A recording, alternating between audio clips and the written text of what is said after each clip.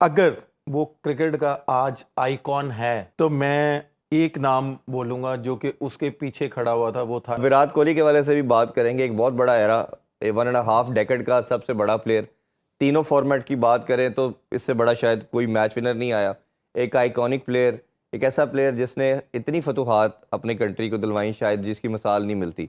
But test का career अगर देखा जाए तो उसमें समहाउ उनकी हम देखते हैं तो 30 100 हैं। ओडीआई में माशाल्लाह 52 के करीब अगर देखें, और जब भी इस तरह वो खेलते जा रहे हैं तो इतना बड़ा प्लेयर का जाना ये कैसे देखते हो, और इससे क्रिकेट की दुनिया में क्या कितना बड़ा लॉस होगा, और खासतौर पर टेस्ट क्रिकेट की बात करें। देखें, टेस्ट क्रिकेट हो, वनडे हो, T20 हो, स्टार्टिंग में जैसे आया आउटस्टैंडिंग उसने किया, बीच में थोड़ा सा उस पर टफ टाइम आया। अगर वो क्रिकेट का आज आइकॉन है तो मैं एक नाम बोलूंगा जो कि उसके पीछे खड़ा हुआ था, वो था MS धोनी। बिल्कुल ऐसे ही। उस बंदे पे जितना भी टफ टाइम आया उस बंदे ने उसको नहीं छोड़ा, और आज जो कुछ भी है कि अगर ओलंपिक्स में अगर क्रिकेट जा भी रही है तो सिर्फ इस वजह से, इस बंदे की वजह से जा रही है, विराट की वजह से, क्यों? इसकी फ़ैन फॉलोइंग बहुत ज़्यादा है और क्रिकेट का ये आइकॉन है, जैसे मैंने पहले बोला।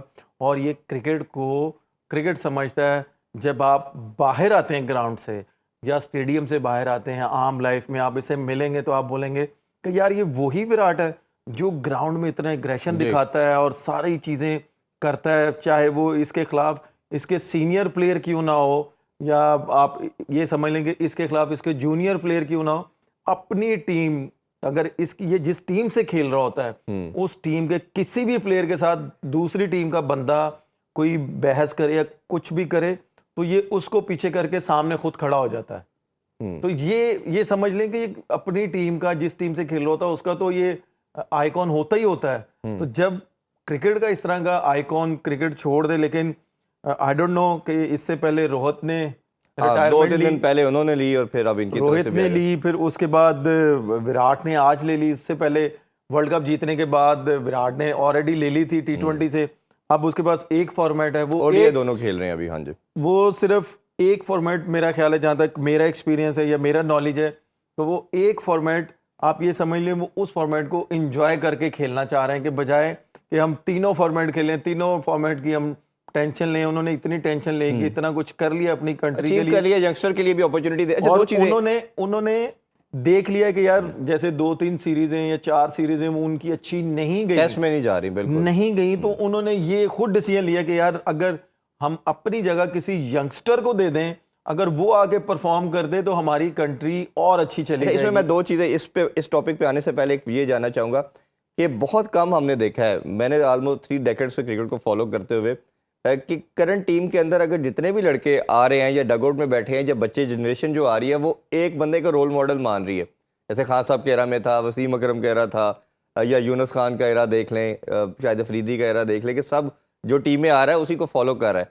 तो ये कितनी बड़ी एक कहना चाहिए उस टीम के लिए, या उसके लिए कितनी इंपॉर्टेंस रखती है कि यार जिसको बच्चों फॉलो कर रहे हैं as a role model, iconic player, वो टीम का पार्ट है और हर प्लेयर वैसा बनना जा रहा है। तो वो एक एज ए इंडिविजुअल जो उनके वर्क एथिक्स को फॉलो करते हैं, उसकी ट्रेनिंग को देखते हैं, उसके काम करने का, उसके खेलने के अंदाज को देखते हैं, वो कितनी इंपॉर्टेंस रखता है। देखिए, ये तो बहुत ज़्यादा इंपॉर्टेंट होता ही है कि अगर आप किसी को रोल मॉडल कहते हैं और उसको फॉलो करते हैं। मैं आप जैसे आपने बोला है, अब जैसे मैं आपको अक्सर मेरे आपने इंटरव्यू सुने होंगे, मैं कहता था कि यार मेरे जो रोल मॉडल्स हैं सबसे पहले कामरान भाई हैं।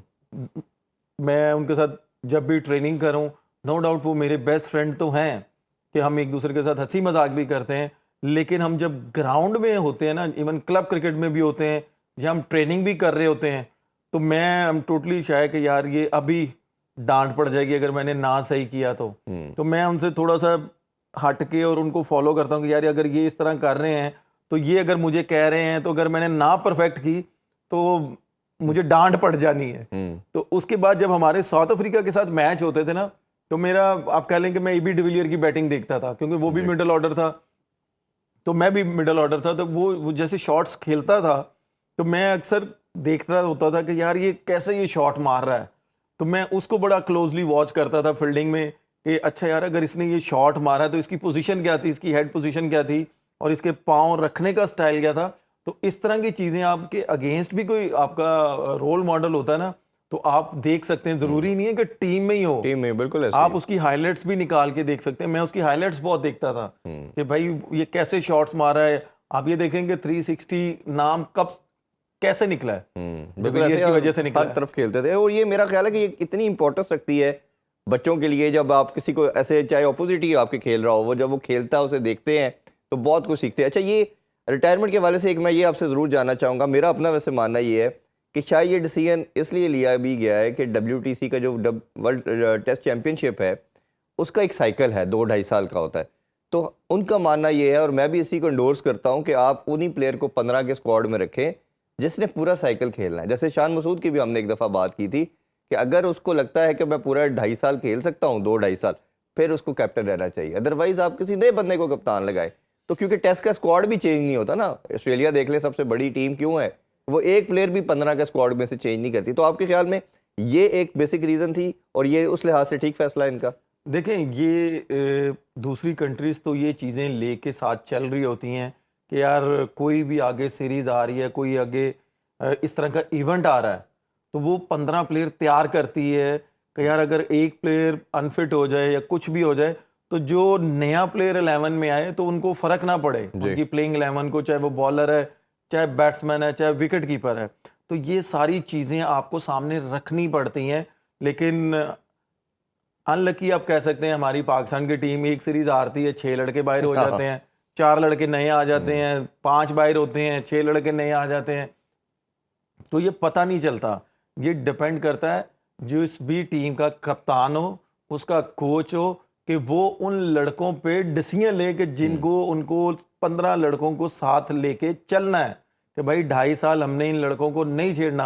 वनडे T20 में वो चाहे जितनी मर्जी चेंजिंग करें, उनका वो कहते हैं जी उसमें हमें कोई चल मसला जाती नहीं। हैं, टेस्ट में तो बिल्कुल नहीं। वो कहते हैं जी उसमें कोई मसला नहीं है, लेकिन मुझे 15 लड़के ये टेस्ट में चाहिए ही चाहिए। बेसिकली जो ओरिजिनल क्रिकेट है वो है ही टेस्ट क्रिकेट। और बिल्कुल, और हमने बात की है कि क्रिकेट टेस्ट क्रिकेट से आप ये देखें, इंसान बहुत सी चीजें सीखता है, इतनी चीजें सीखता है कि आपको मैं बता नहीं सकता कि अगर विकेट पे वो कोई बैट्समैन है तो अगर उसने पूरा दिन स्पेंड किया है तो आप ये देखिए उसने कितनी शॉट्स खेली होंगी या कितने बॉल उसने मिडल किए होंगे।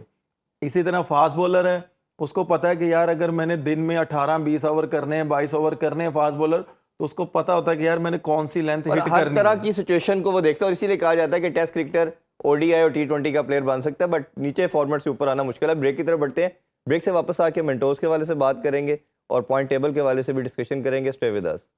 Once again welcome back in sports on. आप देख रहे हैं PSL स्पेशल ट्रांसमिशन। जी उमर भाई, ब्रेक से पहले जब हम बात कर रहे थे मेंटोर के वाले से बात कर रहे थे, इस पे हमने शायद सबसे ज़्यादा बात की मेंटोर्स के रोल पे, और आपने जितना हाईलाइट किया शायद किसी ने इसको नहीं डिस्कस किया।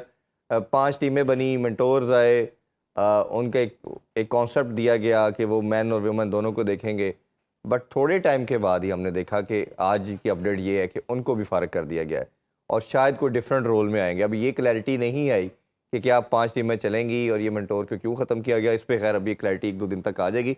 बट ये डिसीजन को आप कैसे देखते हैं कि 5 मेंटोर को फारग किया जा रहा है? सिर्फ 5 मेंटोर्स जो उनके हेड थे वो कहाँ हैं?